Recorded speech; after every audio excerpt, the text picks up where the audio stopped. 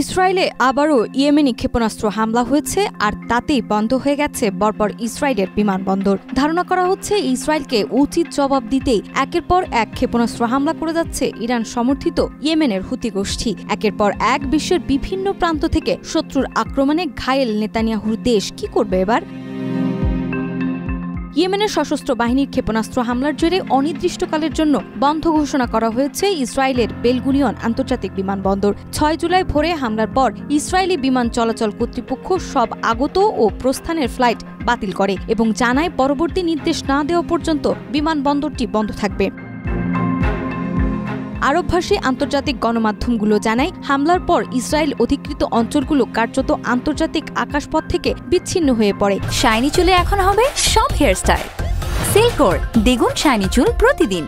Dead C এলাকায় বাজতে শুরু করে বিমান হামলার সতর্কতা সাইরেন, যদিও এখন পর্যন্ত হতাহত বা ক্ষয়ক্ষতির কোনো আনুষ্ঠানিক তথ্য প্রকাশ পায়নি।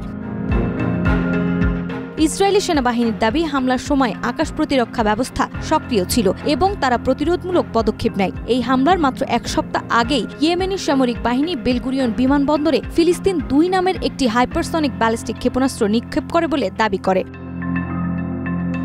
ইয়েমেনের সামরিক মুখপাত্র ব্রিগেডিয়ার জেনারেল ইয়াহিয়া সারি জানান, একই সময় তেল আবিব, ইলাত ও আশকেলন অঞ্চলে ৩টি গুরুত্বপূর্ণ স্থানে ড্রোন হামলা চালানো হয়। এদিকে ইয়েমেনি বাহিনী হুঁশিয়ারি করে বলেন, যতদিন ইসরায়েল গাজায় হামলা বন্ধ না করবে ততদিন এসব পাল্টা আঘাত অব্যাহত থাকবে। নাজমা, মাই টিভি।